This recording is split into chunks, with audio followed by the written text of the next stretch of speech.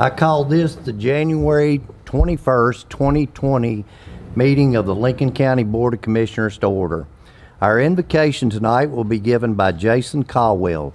Jason is the associate pastor and the children's minister at the Park City Baptist Church. And our Pledge of Allegiance tonight will be given by Briar Rowland. Briar is 9 years old. He attends RCA.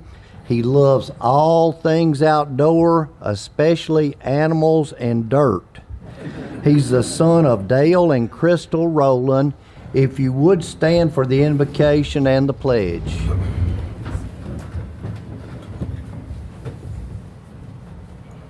Let's bow and word of prayer.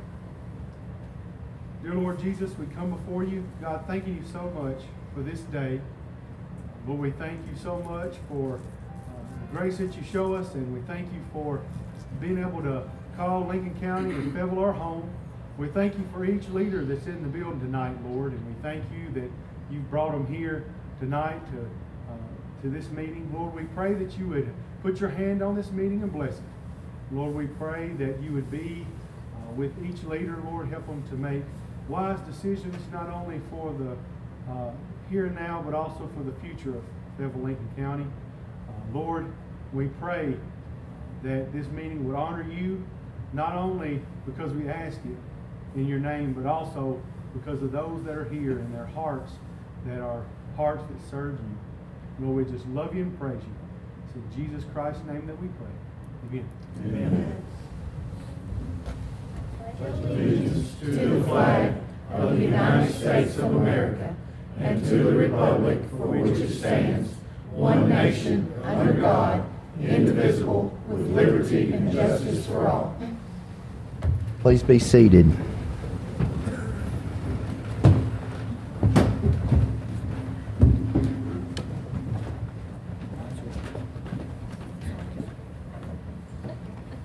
If you will now answer the roll call electronically.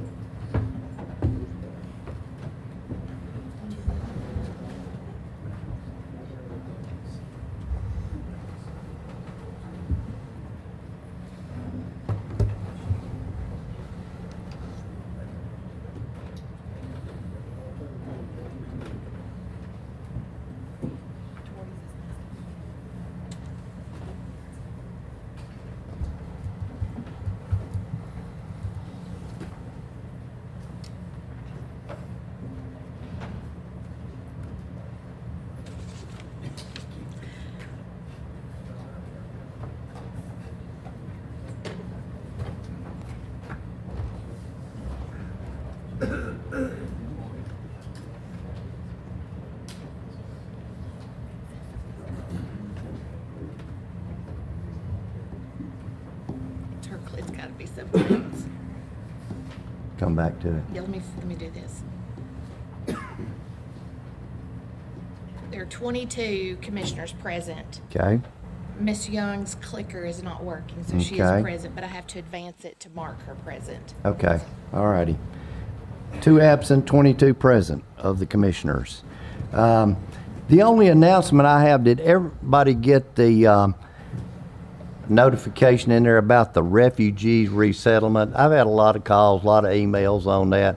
I'll be happy to answer any questions if you got any, but some of these things sometimes get blown out of proportion of what's actually happening. But if you got questions, I'll try to answer those.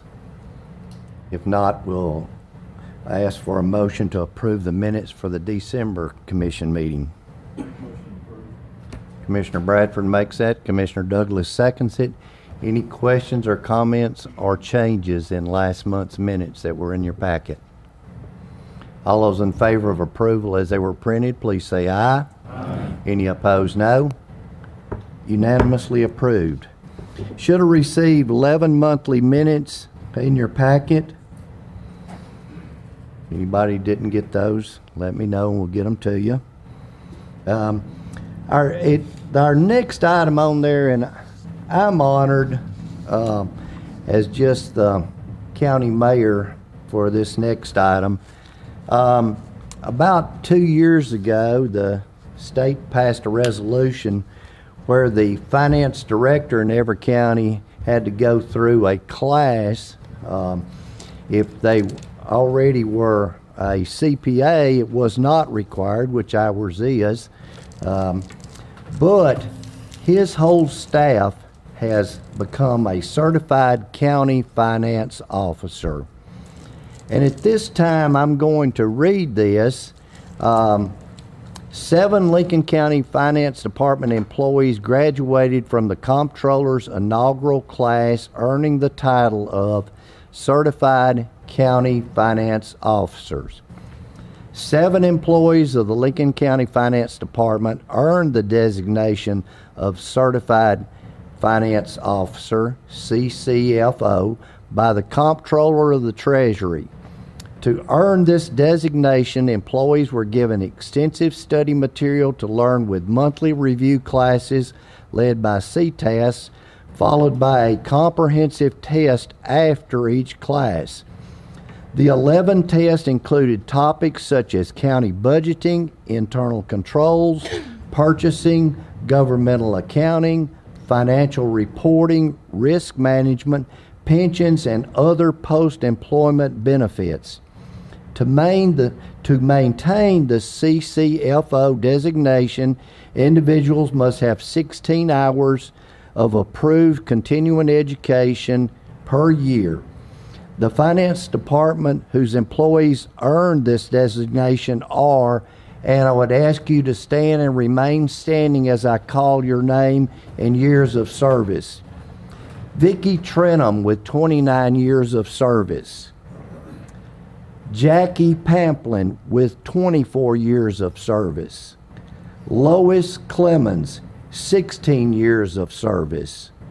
Dina Gentry, 13 years of service. Tracy Kendall, 12 years of service. Donna Mills, 11 years of service. Lisa Sis, 4 years of service.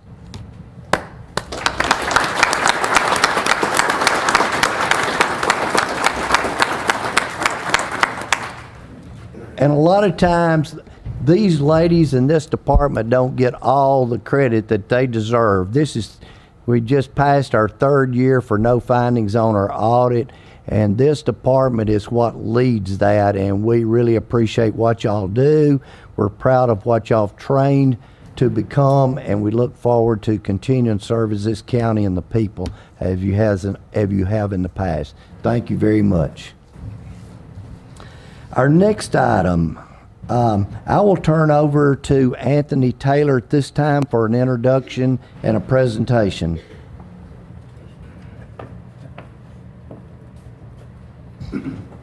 Mayor Newman, fellow commissioners and citizens of Lincoln County. At the TCSA Annual Fall Conference, Mayor Newman and several commissioners were privy to a presentation by Bill Jolly on the status of Tennessee rural hospitals. Because this is a subject that is of concern to all of us, we asked Mr. Jolly, and he graciously accepted our invitation to come before the commission to talk about this important issue. Mr. Jolly's background includes a master's degree in public administration from the University of Tennessee at Chattanooga. Of his 33 years of outstanding work experience in the public service arena, 5 years were spent as a director of the Tennessee Office of Rural Health and 8 years as the executive director for the Tennessee Center for Health Workforce Development, where he specialized in rural hospital operation and reimbursement, resources and partner development, and workforce optimization. He has worked for the Tennessee Hospital Association as its Senior Vice President, Rural Health Issues for over 20 years. In this capacity, he has been a forcible advocate for rural hospitals and health systems in Tennessee. It is my honor to present to you a well-known figure in the Tennessee healthcare landscape, Mr. Bill Jolly.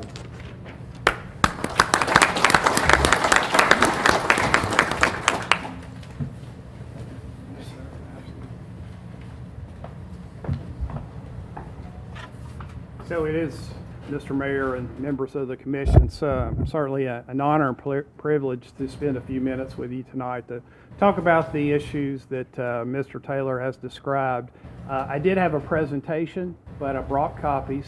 So there's some pictures that members of the audience will not be privy to, so I'll try to provide some explanation around those. If we could just take a few minutes and I'll pass around the materials, if that's okay.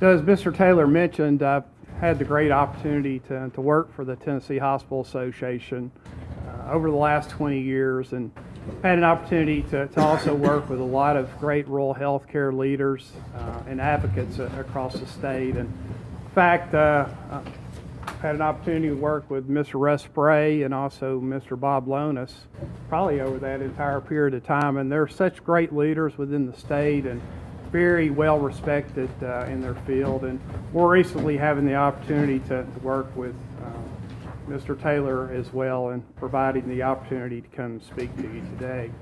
So really over the last 20 years and more recently over the last several years, the critical nature of rural health care has really escalated.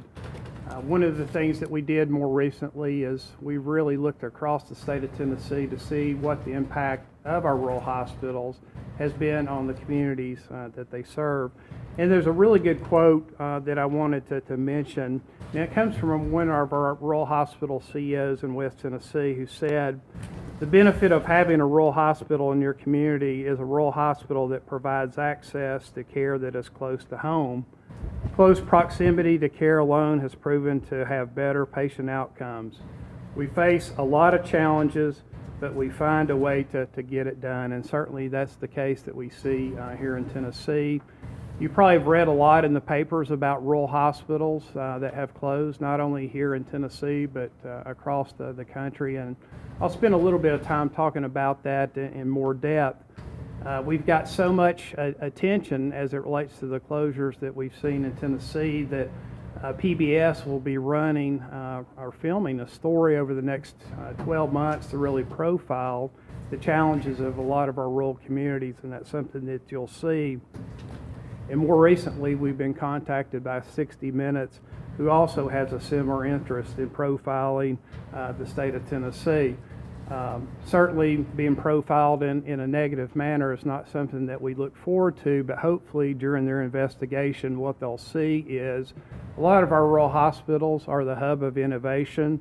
We're making a lot of progress, and certainly there's a lot of new and innovative things that are going on in our rural communities to maintain a medical presence as it relates to health care. If you look at sort of the issues that are driving a lot of the closures that we're seeing in the state, and something that you hear a lot about is financial instability, and I'll talk a little bit about that.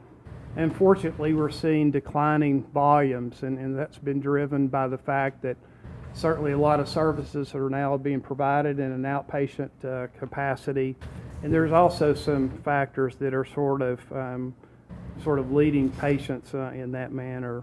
We're seeing increasing shortages of providers. It's becoming extremely difficult to find primary care physicians to really practice in a lot of the rural and underserved areas across the state, and also a resurgence of the nursing shortage. And again, a lot of our rural hospitals are finding difficulty in recruiting qualified nurses.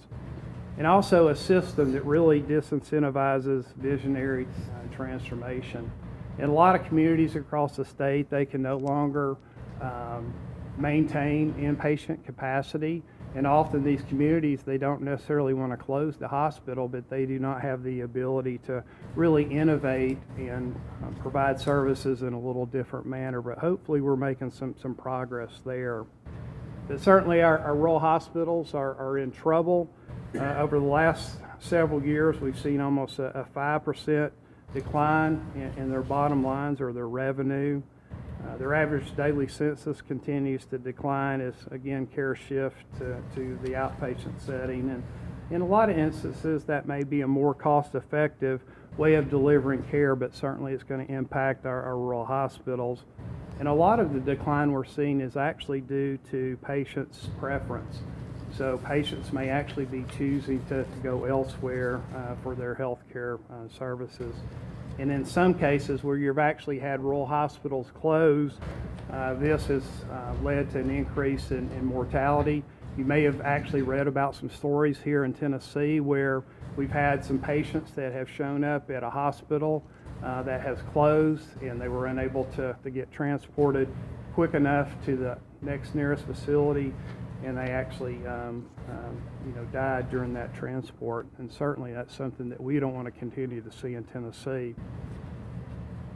I talked a little bit about closures. So we've actually had 14 hospitals that have closed in the state of Tennessee since 2010. 11 of those are in the rural areas across the state, which basically means we now have 22 counties without a community-based hospital. So that's almost 25% of the counties in the state of Tennessee no longer have a local community facility. And in a lot of the areas, actually 91 of our 95 counties are now considered health professional shortage areas, which basically means they do not have a sufficient number of physicians to take care of the patients in those communities. If you compare that nationally, there's about 700 rural hospitals that are at risk of closure, and those are actually in areas where they have the highest level of disparities or needs. So they're actually in our poorest communities across the country. And in those areas, 77% are in health professional shortage areas. So again, the average is 77% that don't have adequate access to primary care. And in Tennessee, that's about 95% of our counties. If you look nationally at the total number of closures during that same period of time, there's been about 120 hospitals that closed. I say approximately because that tends to change almost on a daily or weekly basis. So we only rank nationally behind the state of Texas as far as the number of rural hospital closures, but there's at least twice as many hospitals in the state of Texas. So percentage-wise, Tennessee actually leads the nation. And if you look at those that are actually vulnerable, we have about 35% of our hospitals that fall into that category, and those that are considered most vulnerable, it's about 25%. If you look at where that ranks nationally, that's about 30% of our hospitals. Again, they're at potentially risk of closure. And again, that's certainly not a category that we want to lead the nation in.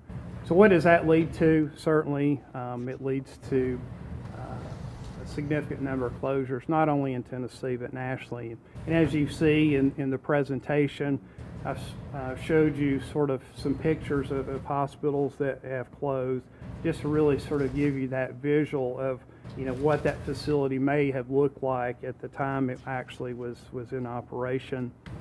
And if you look at the next slide that is in the presentation, this was actually from one of our rural hospitals at a point in time prior to closure. And if you look on the sign that was posted, it says, due to no ER physicians present, the emergency room has been placed on diversion and is unable to see any patients at the present time.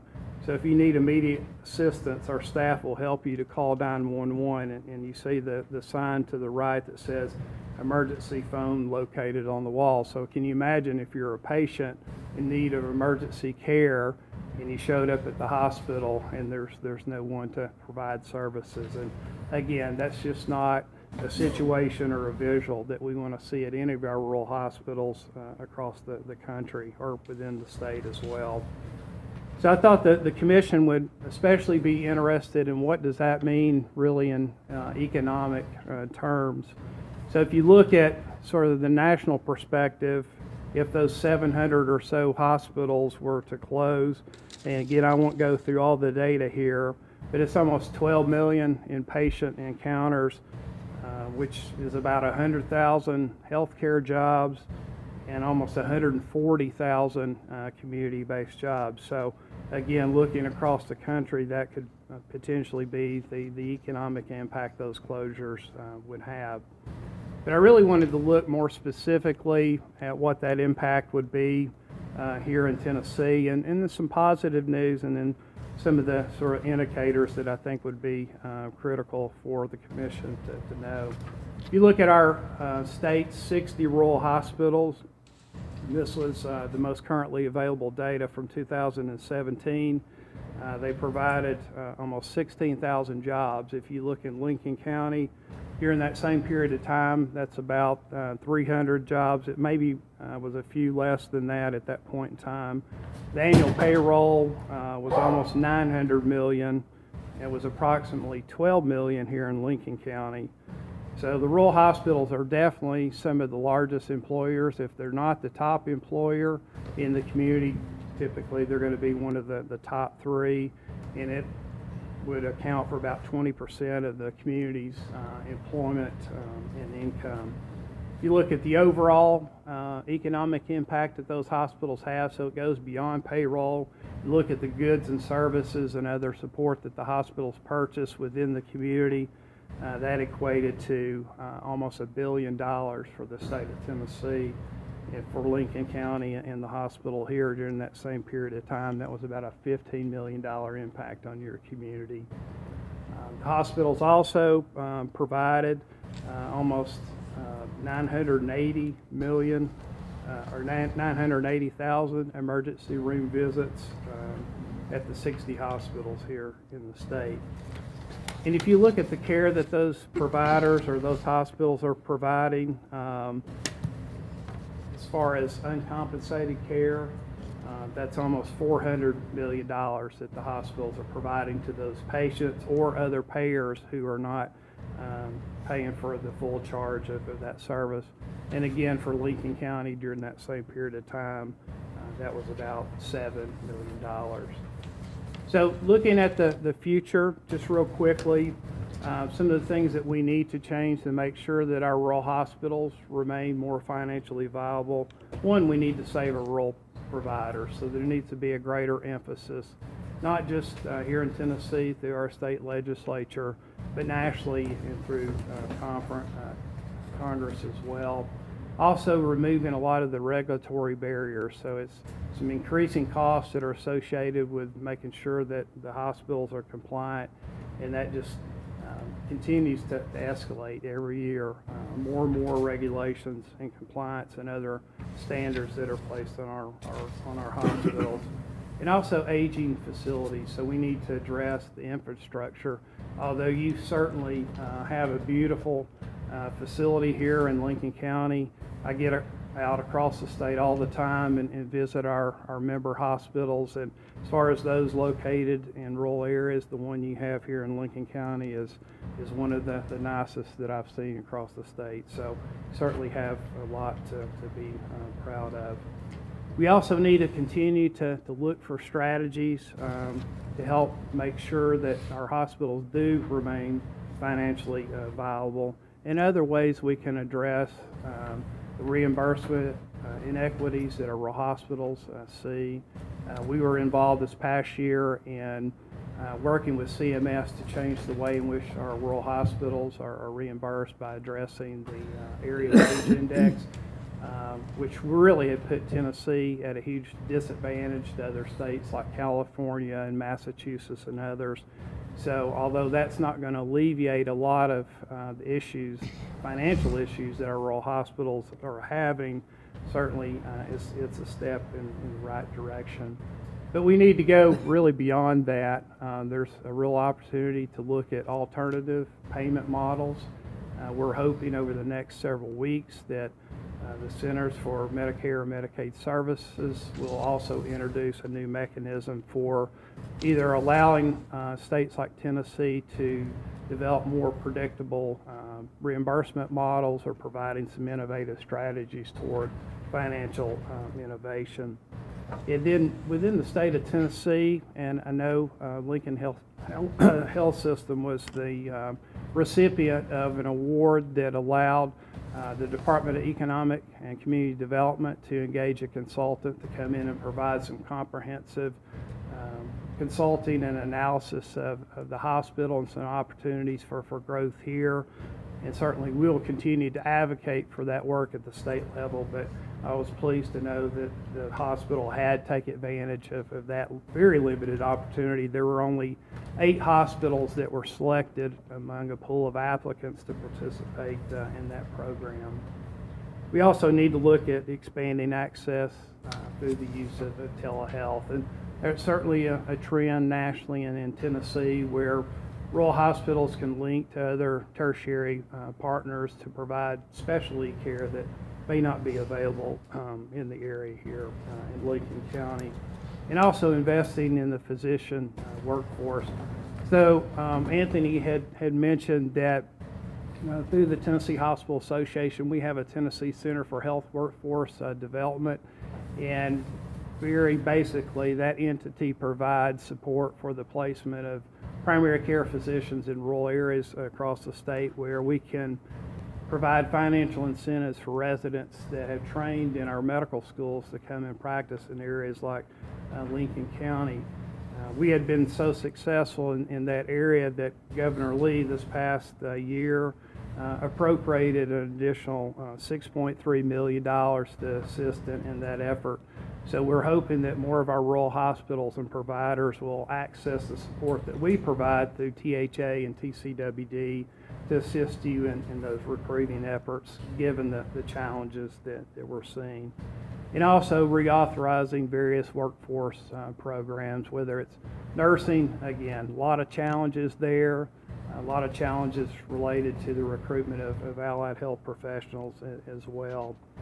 So again, I really appreciate the opportunity to visit with you this evening, and anything that we can do through THA or through the Tennessee Center for Health Workforce Development, we certainly are a strong advocate for you on behalf of the community, on behalf of Lincoln Health System.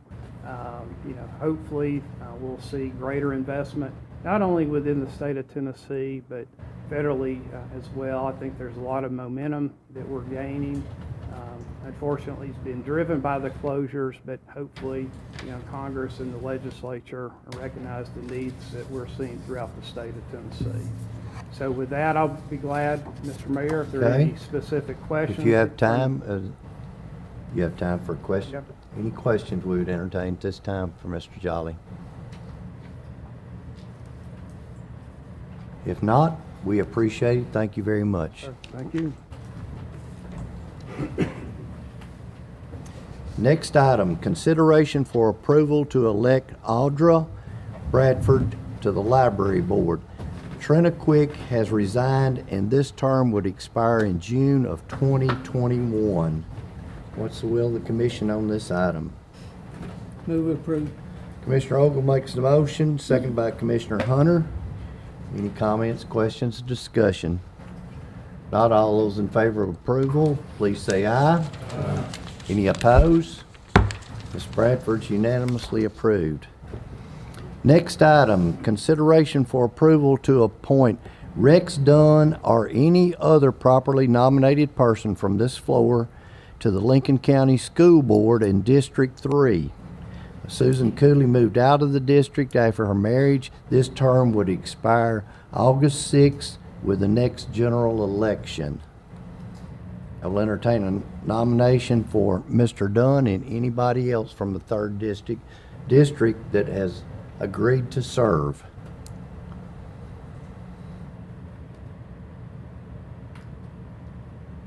Where's my 3rd district commissioners? Okay, Commissioner Mitchell makes a motion. Commissioner Ewan seconds it. If there are no other nominations, I would entertain a motion that he be elected by acclamation. So moved. Commissioner Ogle makes that motion. Do I have a second for acclamation? Commissioner Jean seconds that. All in favor of nominations closed and he be elected by acclamation, please say aye. Aye. Any opposed, no. Mr. Dunn is the new representative from 3rd District to our Education Board.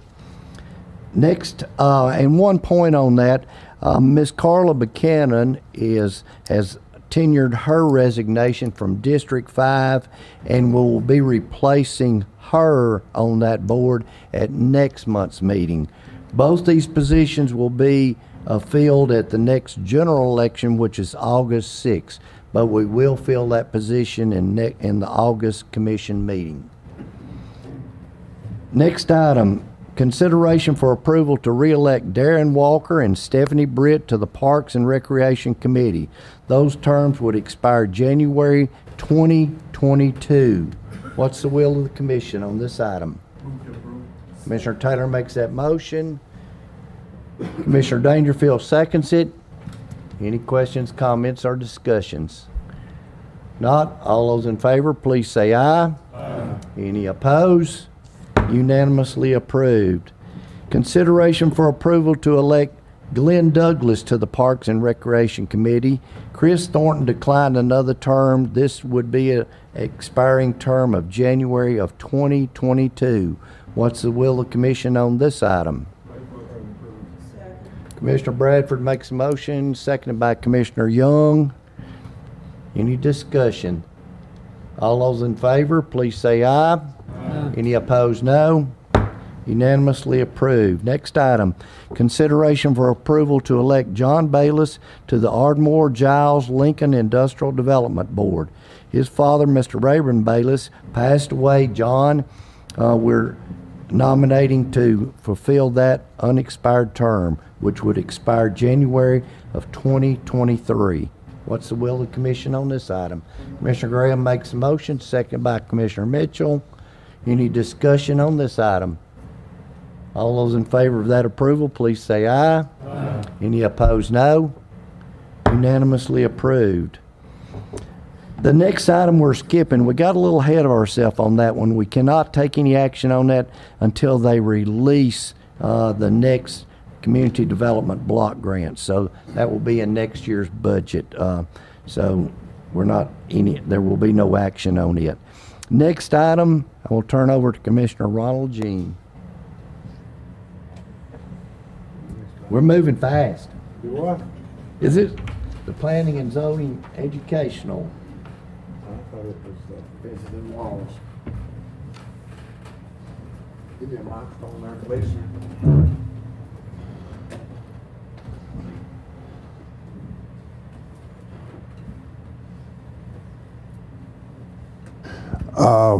The Budget Committee approved the funding for the work session for all 24 commissioners for February the 1st from Mr. Edwards, and he's held the last 2 meetings for the Planning Commission and the Board of Zoning Appeals, and the funding was for 3 hours of Q&A, then $100 for travel expense. The Budget Committee approved the funding 2 weeks ago, and I'm asking y'all to approve this motion or request. That will come under the budget meeting, but that's kind of an information item at this point. Any question from Commissioner Jean about this education on planning and zoning? Mark your calendars. Where's it going to be? It will be in the courthouse, hopefully in this room. Okay, and it starts at what time? 9 to 12. 9 to 12. That's on a Saturday, correct? Saturday. Okay. The next four. Saturday, February the 1st. Okay. Any questions? Next 4 items, Miss Nancy Harris, Planning and Zoning Director.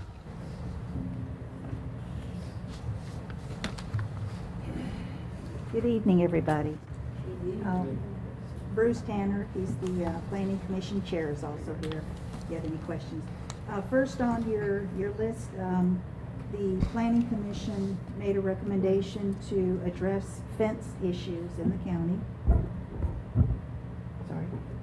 That create visual obstructions. Currently, the zoning resolution does not have any such provision. This is a request to call for a public hearing for your February 18th meeting at 5:30.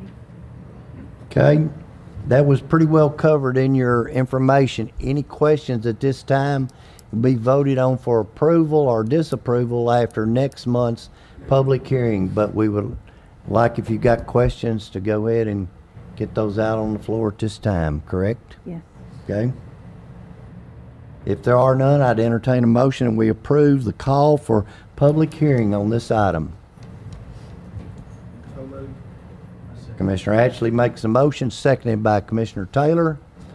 All those in favor of approving call for public hearing, please say aye. Any opposed, no? No. Okay. Commissioner Bryant votes no. Anyone else wanting to have a dissenting vote? All the others are a yes vote. So 21 yes, 1 no. Commissioner Bryant dissenting. Okay, next item, Ms. Harris. Next on your agenda is a request for a new zoning district. We're naming it R3, High Density Residential District. This recommendation came also from the Planning Commission to accommodate higher density lots, residential lots with minimal yards. Currently, our zoning resolution only has 2 districts that allow for residential dwellings, and that's A1, which is a minimum 1 acre, A2 with a minimum 30,000 square foot lot, reduced to 15 if it has public sewer. This R3 is more in line with patio homes. I think the Mullins had built one at the bottom of the hill across the street from Wellsbrook subdivision. These are generally for young professionals or people that don't have children, or your elderly people that don't want the yards to take care of. And again, there's a strong push for it, and this is a request for you to call for a public hearing also February 18th at 5:30. Any questions on this explanations on there? Calling for a R3 public hearing. I got a question. Okay? Commissioner I Ogle. want to know how far in this process we go before we can't say no to something. I'm sorry? How far in this process do we go before we can't say no to something? You can always say no. That's a misconception. I think what you're referring to is you can say no, but you have to have a reason. You can't just say no. And that goes all the way up to the state level. So you can always say no if you have a reason. You just have to state your reason. We had reasons last time we said no, and it didn't make any difference. We couldn't say no, according to our county attorney. Or we was going to get sued. So I don't understand. I think what you're referring to, again, when the vote was done, there weren't reasons. The second time back around, there were 2, I believe, if I recall, maybe 3, 2 that voted no but stated reasons. But the first time around, no reasons were given. And I believe, correct me if I'm Well, wrong. at that point, we didn't know we had to give a reason. And I wasn't at the second one, so I don't know who voted to do what. But Commissioner Ogle, the request to turn the mic around. But no, sir. I just don't want to get into another situation where if we say yes to something, we can't say no next time. No, sir, you can always say no, as long Okay. as you state a reason. Okay.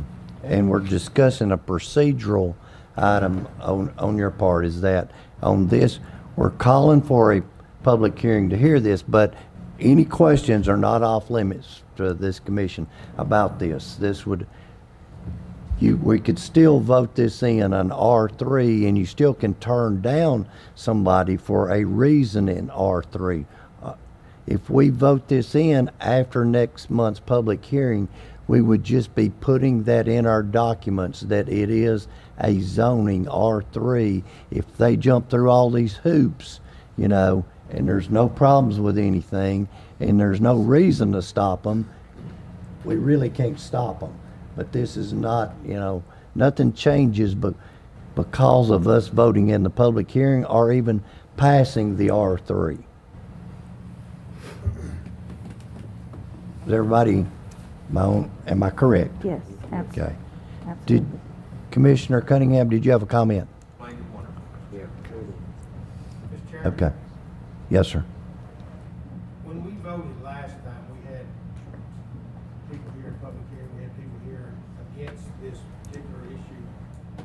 In my opinion, we have legitimate reasons. So who makes the decision where it's a legitimate reason or not? We were talking about public safety. I think that's a good reason. We were talking about water, providing enough water pressures and those kind of things. To me, those are legitimate reasons, but that, and we talked about that, whether we voted first or second. Mm-hmm. We voted it down because of what I think are legitimate reasons. But then we had to come back and change it. I think that's what Okay. Mr. Oaks talking That's about. exact, If and you have public safety, yeah, right. Is that not a good enough? It absolutely is a good reason too. At the point when it comes to this body, I think if anybody's on here has a question, they need to go back and say, I want some explanation. If you don't think there's site clearance or you don't think the road's wide enough, that's the time you need to question that. And if you know people in your area, the water pressure is a problem. That's when you need to say something. If the schools are crowded and they're fixing to build a 200-house subdivision, at that time, if you don't agree that it's been approved by school board or the water department or whatever, that's the time to say, I disagree. We had the public here, we had several people voice their, talking about there's been several wrecks there right now. Yes, sir. Now we built all these houses, obviously it's gonna be more traffic. I just don't know where it went through the cracks and we had to rescind it. That if it's a public safety problem, how could it change and now not be a public safety and we have to change it? That was my concern, and I should have said something way back then. And we're all learning. This is a learning process. You know, this has been going on a short period of time. All this discussion is very legitimate, and it concerns everybody in our community is how it's handled. And Ms. Harris and I have discussed, especially far as roadside, you know, entrance and stuff. And it may be that we're wanting an independent study on that, and that may be coming forth. But at this time, it's not. But this is the ruling body on that, and it's good points that you're discussing. Well, I think our education Yes, sir. is gonna be very helpful. Yes, sir. Okay. I would entertain a motion to call for that public hearing. Commissioner Hunter makes the motion, second by Commissioner Douglas. Any discussion on the motion? All those in favor of approval, please say aye. Aye. Any opposed, no? No. Commissioner Ogle, Commissioner Young, negative votes. Anyone else? Okay. 20 yes votes, 2 no votes. Commissioner Young and Ogle dissenting votes. Motion passes. Next item. Next is just an update on the comprehensive land use plan. We had talked about, and this kind of relates, Commissioner Ogle, to what we were just talking about. Typically, whenever you rezone a piece of property, you look at the long-range comprehensive land use plan. And that's a plan of what this body and citizens want the county or how the county to grow. You put your residential where it's best suited, your commercial where it's best suited. The county does not have a comprehensive land use plan, so I reached out to Griggs & Maloney, our consultants, and they gave me a budgetary figure, just to kind of shock us, I guess, of $175,000 to $225,000 to do the comp plan. So that's just an answer back to you, why we don't have one. Okay, questions or comments on this? Go over just a little what a comprehensive land plan would do. It takes into consideration your roads, whether they're major thoroughfares or connector roads, your best places for any type of development, residential, commercial, industrial. It puts your round pegs in your round holes, basically. It's a long-range study. So again, whenever you rezone, typically they mirror each other. If you want to rezone something that's currently commercial, but it's surrounded by residential, the long-range plan, if you look at it and it shows that that's the flow of where residential should go, it mirrors it, so it supports what you're trying to do, the rezoning. We don't have anything like that to back up on. And ultimately, it would be approved by this board. Yeah, it goes through Planning Commission and this board and Okay. public hearings. Okay. Yes, sir. What about urban growth? That don't, No, sir, urban growth is a growth plan. It's a. we don't have totally anything different. to do with comprehensive. No, sir. Growth plan is only where the adjoining cities, if they ever annexed, they could annex into that UGB, the urban growth boundary. The comprehensive land use plan is all of our unincorporated areas in the county where we expand. Any questions? Next item. Next one is, there was a request to do utility committee reports. Just want to kind of give you a real quick caption on that. EMA is submitting reports. Lincoln County Board of Public Utilities is providing reports, static and PSI ratings. Tim Gill is here to answer any of your questions, but that's negative on the Highway Department. FPU is a negative. The Department of Education is a negative, and I have not heard back from Murray, so I don't have an answer on the Sheriff's Department. Any questions on any of the feedback from those? Does anybody need a refresher on what that request was for, the purpose? I think what was requested was these individual entities are signing off on it that they okay a subdivision, and but the commission, I think, wanted a narrative telling us a little more what the water flow was, what the road condition was, and that type of thing. Is that correct? Correct. Okay. And it's not on the agenda, but lastly, in your package, you'll have the Planning and Zoning's 2019 performance report that is pretty impressive, I think. I'm just bragging on it, but I think the numbers are good numbers. You'll take a few minutes and look at it. And if you have any questions, just let us know. Okay, Ms. Young. Commissioner Young.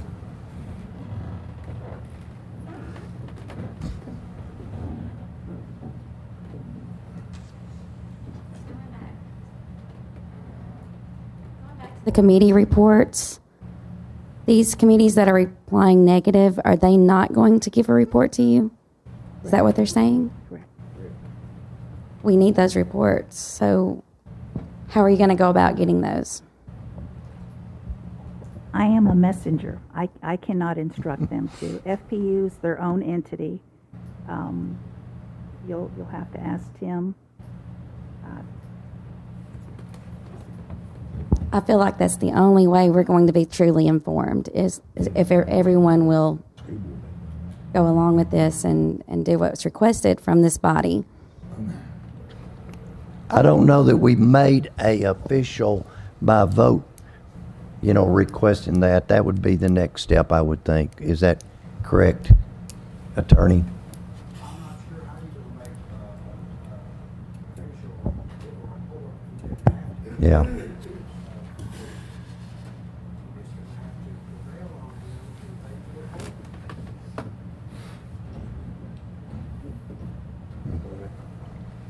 Do you mind stepping to the microphone and just for the record? The only thing I can think of is just maybe a number of members of this body say, look, we need this report. Where's our report? And for lack of a better word, bug them for it until they get that report on in.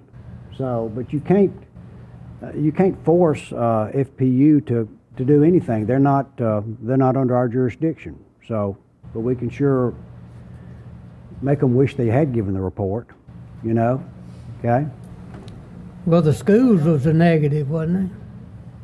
The schools were a negative. Yes.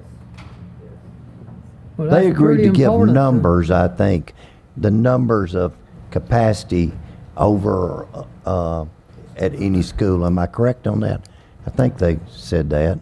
Yes, the number capacity would be referred to my office, and my office reported to y'all.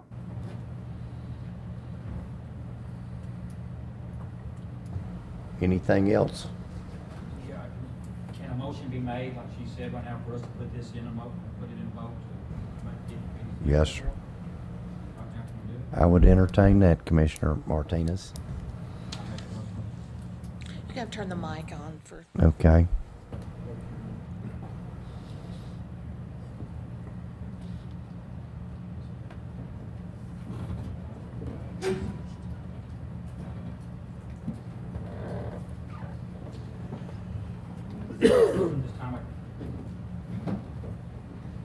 So at this time, I guess I'm making a motion that the committees give a full report at the next meeting?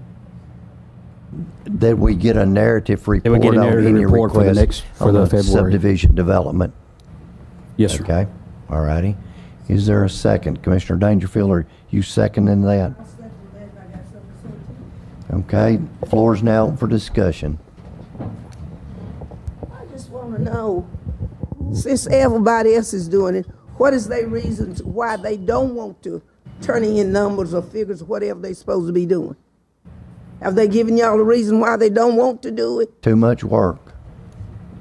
I mean, is that not basically what it says? Well, right now, what we do in the utility committee meetings that we have, and even when we do electronic reviews, when we do meet, there are two forms that we read and we sign. And when we sign on it, it says that plat or that plan, whichever it is, we have reviewed and it meets and is compliant with the regulations for whatever entity, whether it's FPU or roads or 911, fire. I mean, there's a whole list.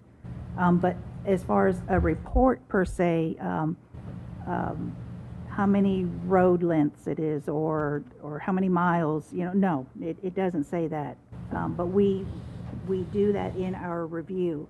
So I think that's where some of that negativity is coming from, because we already do that review and now we're putting it down on paper, and I think that's where the opposition's coming from. And I'm just speaking out loud for. Okay. And they say that's too much work. And Well, put, I don't have any numbers from you or the schools. What number is it that you want from me? Oh, I guess they're wanting to know if you have enough deputy capacity for any new growth, whether it be one lot or 10 lots or. There's no adequate way to project that. I can tell you, I can answer the question on everybody's mind, and that is last year we answered 1,300 calls in Bigham subdivision. If that answers your question. But I can't tell you if he builds a subdivision with 25 houses in it, exactly how many calls we're gonna have or how many deputies I'm gonna need to cover that area. So last year we answered a little over 18,000 calls, and 1,300 of those were to his subdivisions alone. Yeah, I don't think it's so much on how many calls you've dispatched, because that's a crystal ball question. It would be more of your coverage areas. Do you have enough to cover an additional, 20 homes, 50 homes? That depends on the call volume. Right now, we're running about one call every 37 minutes per officer. So if you add to that call volume, then we're getting on the edge of not having enough officers. So I can't, that's why I didn't respond, is because I would need that crystal ball to tell you how many calls I'm gonna get in that particular house that has got 10 people living in it. So there's no way to predict that. But I can give you an average. Okay. Commissioner, I recognize Commissioner Cunningham.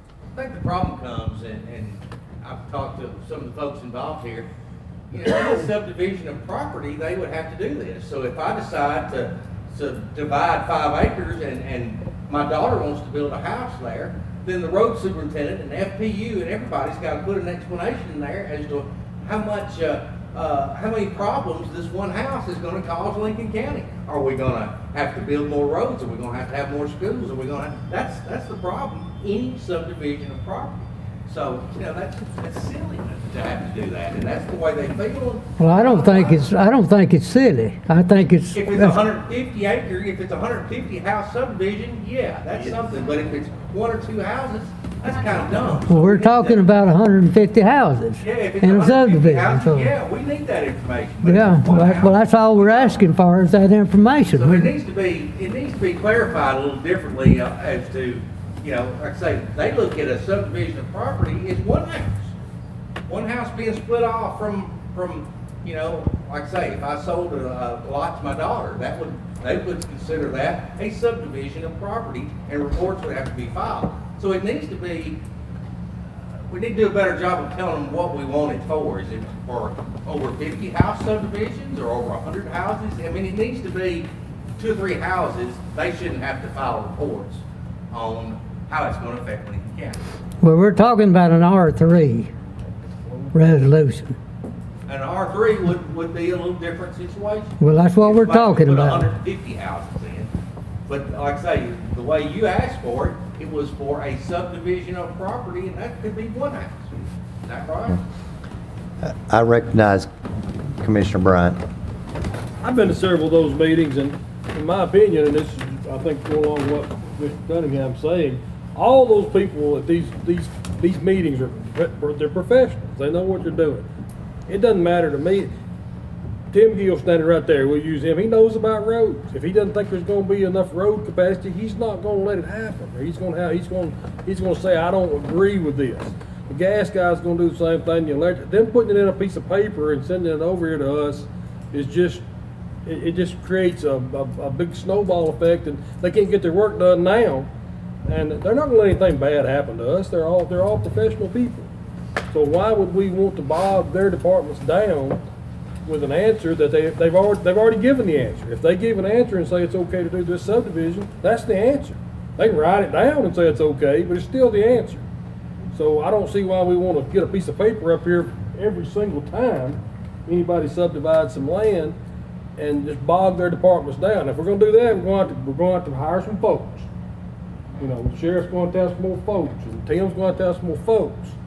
So before we start asking for a bunch of paper, we need to start asking for a bunch of help to fill it out, because they are professionals. They know what they're doing, and there's no sense of them having to write something down when they've already given the answer in the meeting. If you want to know what the answer is in the meeting, go to the meeting. They got the meeting, it's a public hearing, go to the meeting. That's when it is. You know, I can't go sometimes, I'm at work, but if you really want to know, go to the meeting.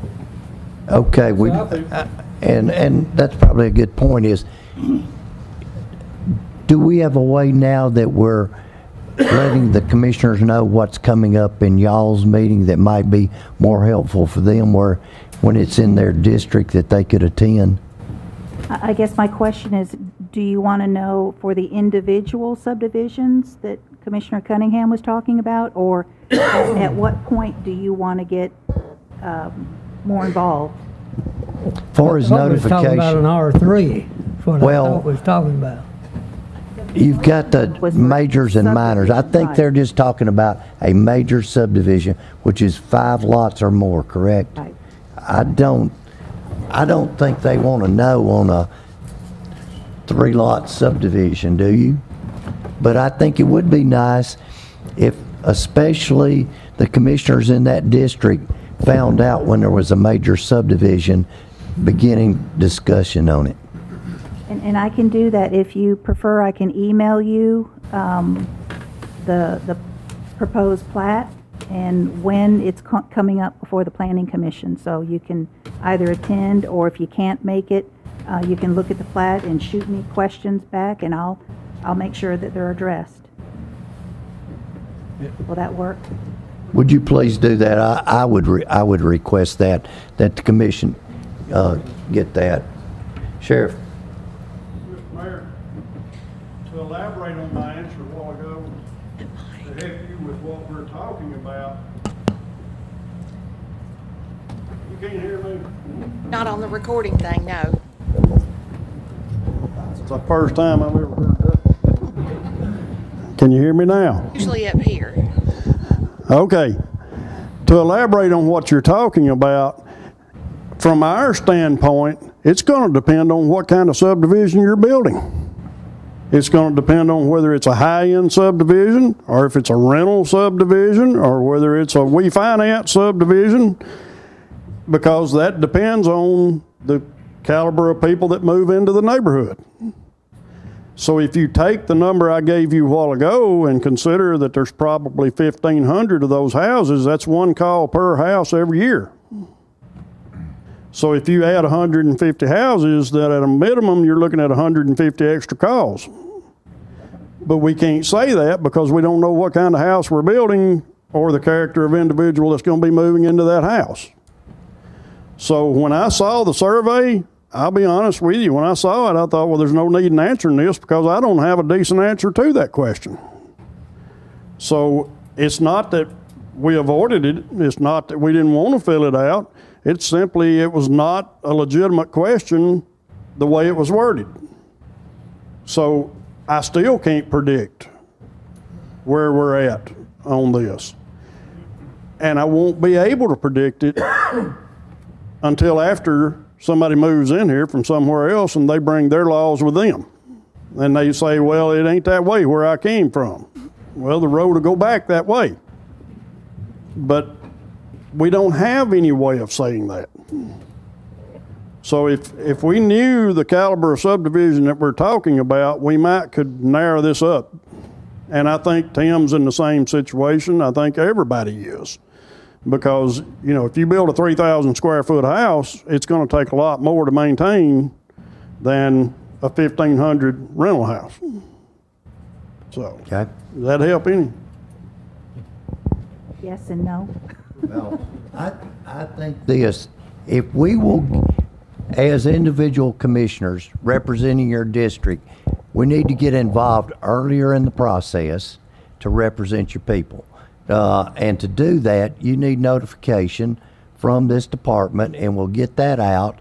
And then, because they respond really well to any questions you got.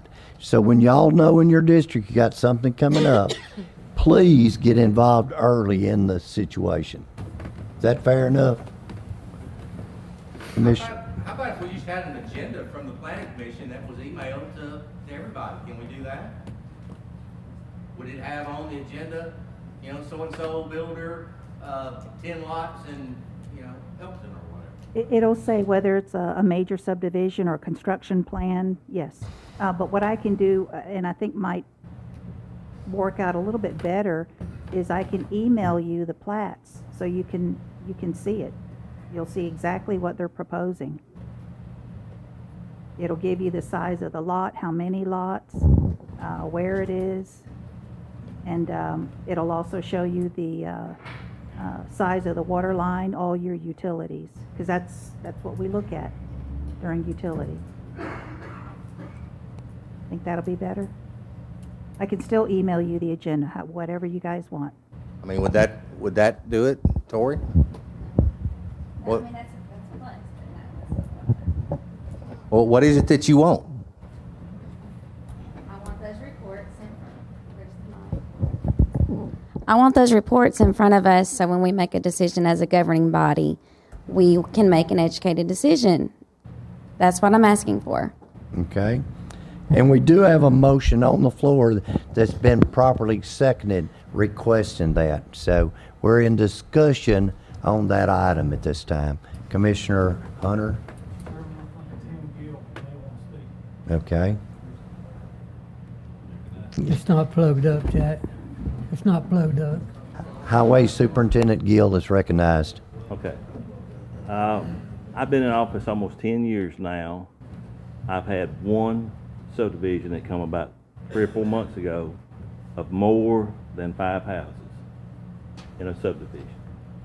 Now, we see so many subdivisions come through my office, but they're only a 1 acre lot out of a farm or something like that. Like they give their kid an acre of land to build a house on.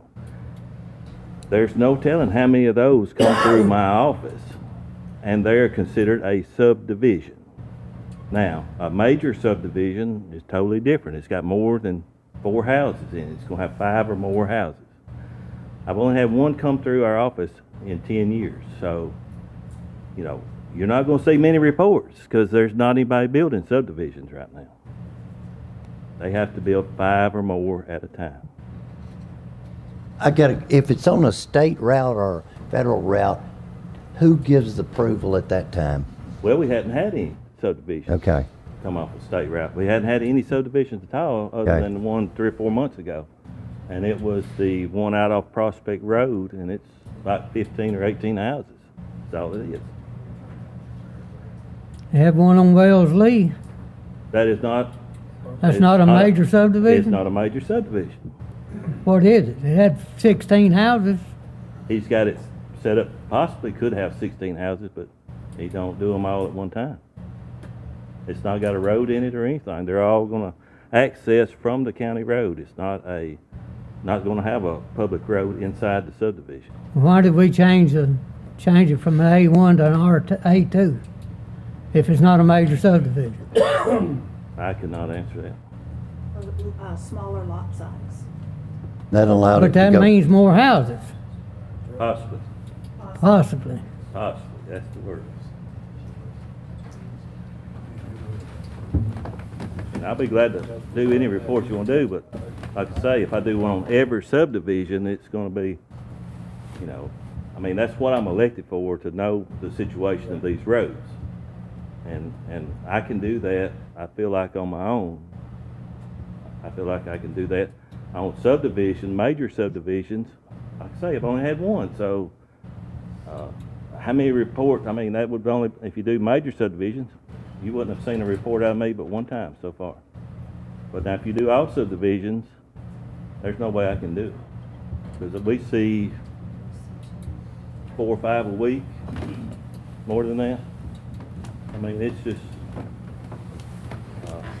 Well, I thought when you changed from an A1 to an A2, that's considered to be a major subdivision, looks to me like, because it's got the possibility of having a house on every 30,000 square feet. There is a possibility, but there is possibility that... So you just come in the back door, you just go around everything we're doing, and then we can't say no to it.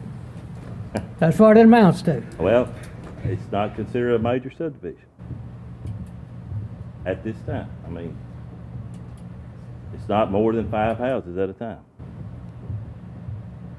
Well, how are we going to solve this problem? We've got some big subdivisions coming, if that's gonna make you feel better. Because then you'll have something to argue about. But 4 or 5 houses doesn't, Okay. not gonna make that big difference. Review that process, because it is a little confusing when we change it to A2 and why it's not considered a major subdivision the way that he structured this. Okay. Even though property is rezoned from whichever, A1 to A2, A2 to A1, unless a plat comes in and shows us the layout of what those lots are going to look at, that's the only time we know if it's a minor or a major. The individual you're speaking of quite often will do 2 or 3 and then maybe another 3 and then sell the rest of the land, split it up into 5 or 10 acre tracts, which is exempt from subdivision regulations. Anything over 5 is exempt from planning commission approval. unless you have new roads or new major utilities. So is that a loop? Yeah, probably so. How do you close it? I don't have the clue. I don't, because he doesn't even know if he's going to develop the entire acreage into 30,000 square foot lots, if it's A2, or 1 acre if it's A1. Because if somebody else comes along, Shelbyville Highway, almost into the county line there, good example. He sold properties in the back that were 7 to 10 acres to 11 acres each. So that was a minor subdivision, even though it had the capability of being a major. Does that answer? No, it don't. It doesn't give you the answer you're looking for, but it's the best answer I can give you, because I can't forecast. I don't think he forecasts what it's going to be. Because if somebody does come along and wants to buy the balance of whatever's left over, a developer has that right to do that. But he still, even at that price now, if he sells the rest of it, then that next buyer can, because it's already zoned for A2, so he can do it then. Again, if it's more than 4, if it's 5 or more, then it becomes a major. That's when it's required by DCA to come into our office and go through that approval process. But even the minors go through electronically. They go through the utility committee and planning commission. We do even a 1-lot subdivision. Everybody touches it. Everybody looks at it. Okay. Any other questions or comments? We still have a motion on the floor. Restate the motion, Mr. Chairman. You would ask that, wouldn't you? Yes, sir. And basically, it's requesting that those entities that approve a subdivision plat, that they give a narrative report. Is that correct? We're gonna put it at 5 homes or more, I didn't know there was not a number. I think in the original statement it didn't say, but We're all agreeing on a major? do you want to make it a major subdivision? I think that's wrong. That's what Okay, do you agree? What we're talking about was, Ms. Dangerfield, are you okay with adding I think that's what we've been talking that? about is a major all the time. Okay, major subdivision, you okay? You second that motion, okay? I'm okay with the second because. Okay. It's about like what Donna said, 12 is a dozen in Huntsville or anywhere you go. So the same difference is what I see what he's saying too. But yeah, I'm still on to what he's saying. It's, you're dealing with something that nobody may like, but you gotta have rules somewhere, and at this point, he's jumping through the rules. It's just we don't like maybe the way he's jumping through them, but you still got the rules there. So now what we're asking for this body, if they pass it, we would request that they give a narrative report on a major subdivision. And Yes. majors, Commissioner Bryant? Well, basically, just to clarify, a vote in the affirmative would mean to put all these people to a lot more work, and vote in the negative would mean to let them do the job. Is that a fair statement? That's your editorial on it, but, you know, I think the commissioners understand what's going on. They can vote their conscience. All righty, let's do a roll call vote on this.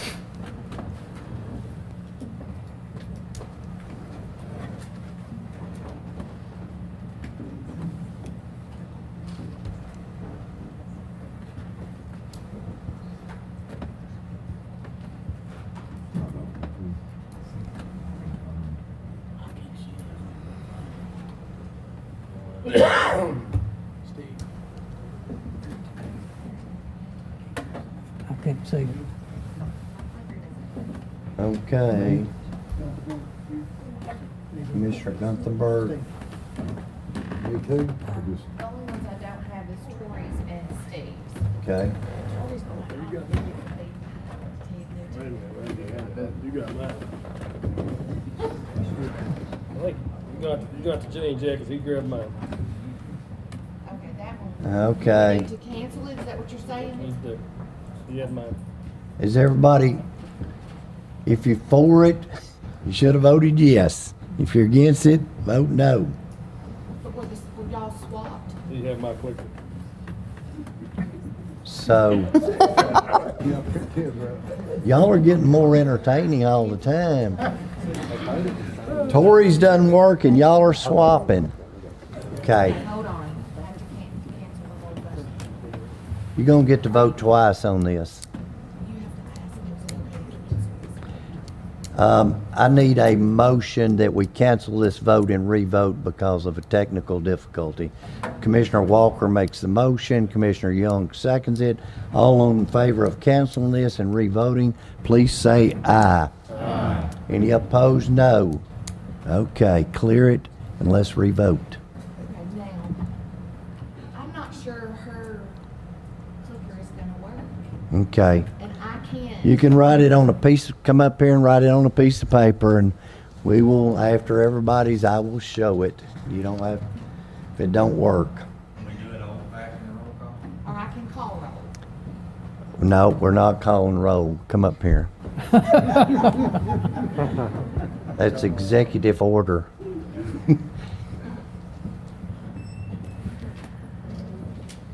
You can write on this.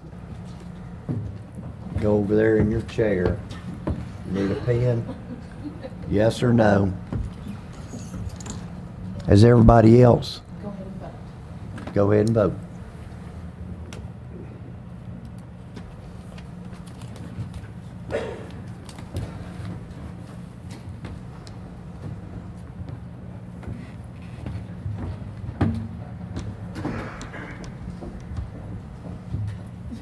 You ready for this one?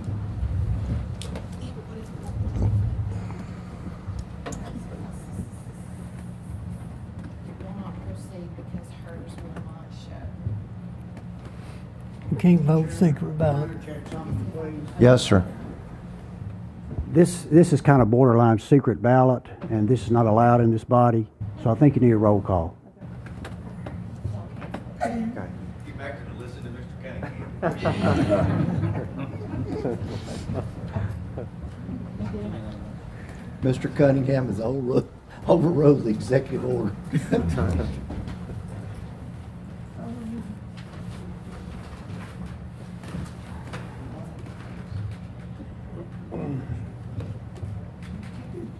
We haven't had this much fun in a few quarters.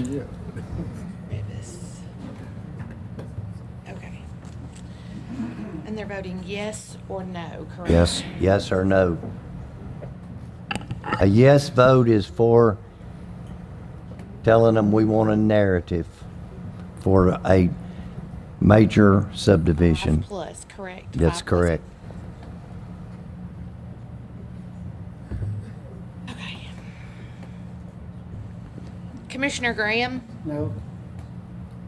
Commissioner Sanders? No. Walker? No.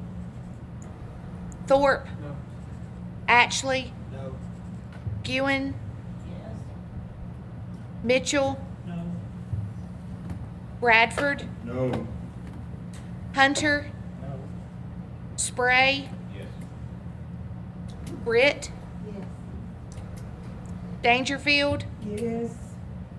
Taylor? Yes. Cunningham? No. Martinez? Young? Yes. Bryant? No. Douglas? Yes. Guntherberg? No. Holland? No. Jean? No. Ogle? Yes.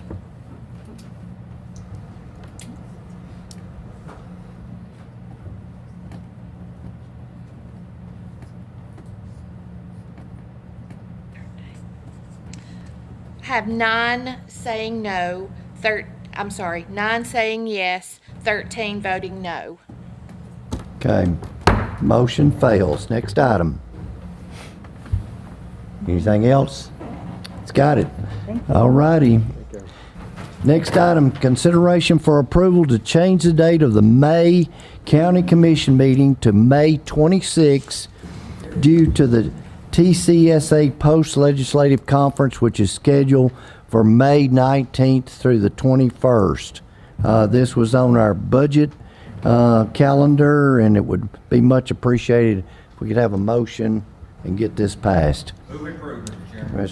Mr. Cunningham makes the motion, seconded by Commissioner Holland. Any discussion on this? All those in favor of that change, please say aye. Aye. Any opposed, no. Unanimously approved. Ms. Lauren Honey, our Main Street Director report. Coming off of a pretty good weekend, looked like to me. Yes. Thank you all for having me tonight. Good evening. So we just wrapped up one of our first events. It was Main Street Masquerade. It was a fundraiser specifically for Main Street in hopes to continue to give a positive impact in downtown Fayetteville. It was at the Magnolia Mall Saturday night at 7 p.m. We had dueling pianos, and that was the live entertainment, and we just had a blast celebrating everything Fayetteville, past, present, and future. Just around the corner, we have the Slawburger Festival coming up. It is our 6th annual Slawburger Festival. We're really excited that we are going strong and doing another year with that. So stay tuned for more information on our website or the Slawburgers website. It is slawburgerfestival.com, or just watch out on our Facebook and Instagram accounts. A special thanks to, as always, to our sponsors who play a huge part in making this festival a success. So please notice who they are on the website as well. Profits from the Slawburger Festival will benefit the beautification and revitalization of downtown Fayetteville.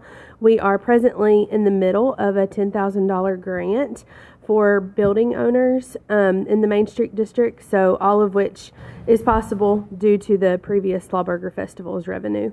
Applications for the grants are due by Monday, February 17th, and will be announced by Friday, February 28th of this year. So we're really excited about that. You can find the applications for that on our website, which is FayettevilleMainStreet.com. We have an incredible teen board this year. We have 9 students, and so far we've toured the courthouse, we've toured the Sheriff's Department and the City Building, and then next month we're going to team up with the Chamber's Student Advisory Board for a business panel. And then we are going to be gearing up, I can't believe it, we're going to be gearing back up for the Fayetteville's First Fridays again. So be on the lookout to see when we're going to be starting those back up. Typically they have been from May through October, but since they were such a big hit last year, our board feels like we might want to extend those months. So just stay tuned for that. But just again, thanks so much for having me tonight. Thanks so much for all that you do for downtown Fayetteville and Lincoln County. Thank you, Ms. Honey. Any questions? Thank you. Good job. I think we're ready for our budget report. Commissioner Ogle. Budget Committee meeting report for the January 21st, 2020 regular session of the Board of Commissioners. The Budget Committee of the County Legislative Body of Lincoln County, Tennessee met pursuant to due notice the courthouse basement conference room on January the 7th, 2020 at 6 p.m. Members present was Steve Graham, Shirley Dangerfield, Grady Revis, Donnie Ogle, Kate Ewan, Randy Bradford, Ricky Bryant, and Doug Cunningham. Other present were County Mayor Bill Newman, Finance Director Cole Bradford, County Attorney Ed Sims, Commissioner Ronald Jean, Commissioner Mark Mitchell, Commissioner Steve Spray, Commissioner Charles Hunter, Commissioner Stephanie Brett, Commissioner Glenn Douglas, Sheriff Murray Blackwelder, Lieutenant Jeff Bradford, Jail Administrator Chris Thornton, and Erica Smith, Donna Hartman, Chris Ross, and Jenny Rose Walter with Leadership Lincoln. Item 1.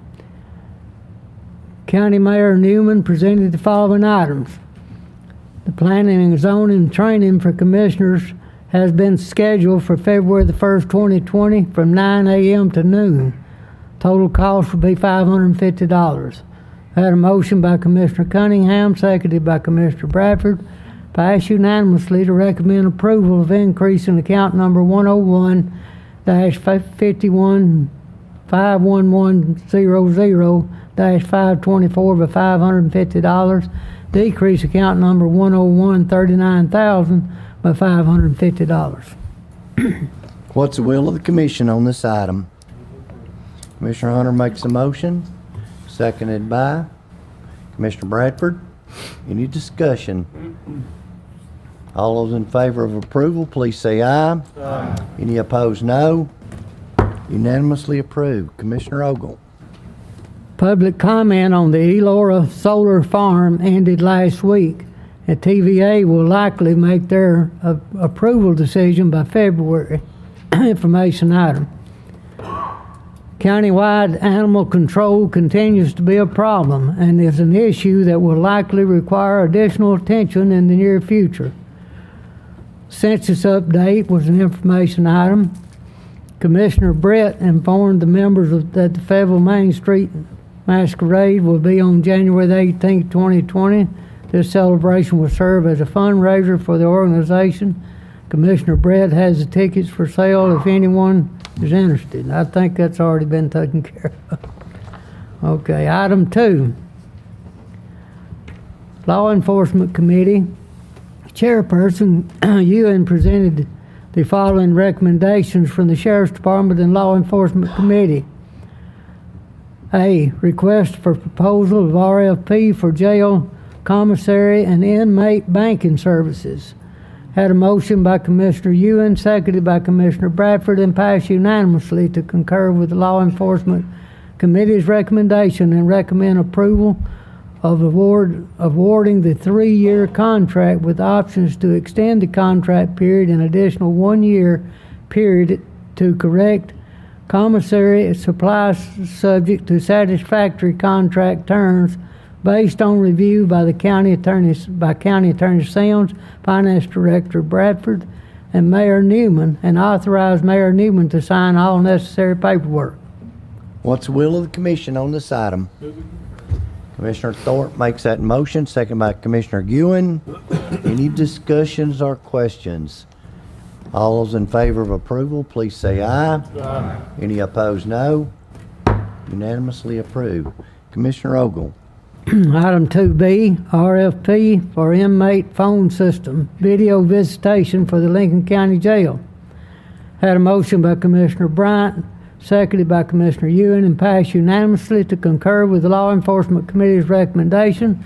Recommend approval of awarding the 3-year contract with an option to renew the contract in 1-year increments for an additional 2 years to IC Solutions, subject to satisfactory contract terms based on review by the County Attorney, Finance Director Bradford, and Mayor Newman, and authorize Mayor Newman to sign all the necessary paperwork. What's the will of the commission on this item? Move to concur. Commissioner Walker makes a motion, second by Commissioner Ewan. Any discussion on this item? All those in favor of approval, please say aye. Aye. Any opposed, no. Unanimously approved. Next item. Item 3. Finance Director Bradford presented the following items. A. Financial Management Committee recommendation to donate city county property to the museum. Had a motion by Commissioner Cunningham, seconded by Commissioner Bradford, passed unanimously to concur with the FMC recommendation and recommend approval of donating the property identified in the attached documents to the Fayetteville Lincoln County Museum. What's the will of the commission on this item? Make a motion to approve. Commissioner Bradford makes a motion, seconded by Commissioner Cunningham. Any discussion? All those in favor of approval, please say aye. Aye. Any opposed, no. Unanimously approved. Commissioner Ogle. B. Fiscal year 2020-2021 budget calendar is attached. I had a motion by Commissioner Bryant, seconded by Commissioner Bradford, and passed unanimously. Recommend approval of the attached fiscal year 2021 budget calendar. What's the will of the commission on this item? Move approve. Commissioner Bryant makes a motion, second by Commissioner Hunter. Any questions? All those in favor of approval, please say aye. Aye. Any opposed, no. Unanimously approved. Commissioner Ogle. C, 122 Sheriff Drug Fund Budget Amendment. We had a motion by Commissioner Ewan, seconded by Commissioner Bradford.